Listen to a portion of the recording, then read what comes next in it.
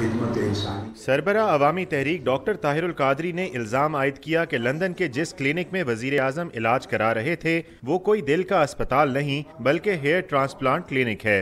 उनका कोई बाईपास नहीं हुआ। उस मेडिकल क्लिनिक में हार्ट सर्जरी के इक्विपमेंट्स ही नहीं है, फैसिलिटीज ही नहीं है। वो सर के बाल लगवाने का वो, मैं क्या क्या बताऊं बैठ के आपको। हमसे मख्फी नहीं है हालात।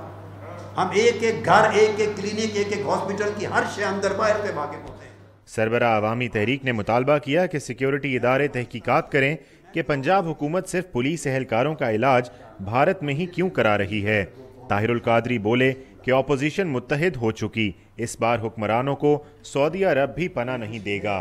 तमाम सियासी जमातें जो 2014 में धरने के दौरान हुकूमत के साथ खड़ी थी, वो आज इस बात पर मुत्तफिक हो चुकी हैं कि मौजूदा करप्ट हुक्मरानों से निजात कौमी मफाद में। सरबराह अवामी तहरीक ने बताया कि वो बरतानिया ज़रूर जा रहे हैं, ताहम लंदन शहर नहीं जाएंगे, इसलिए इमरान खान से मुलाकात का कोई इम्कान नहीं। पाक फौज के पोस्टर से मुतल्लिक ताहिरुल कादरी का कहना था कि उनके ख्याल में फौज को बदनाम कराने के लिए शरीफ बरादरान पोस्टर्स लगवा रहे हैं। कैमरामैन फारूक अहमद के साथ उमर फारूक, डॉन न्यूज़, लाहौर।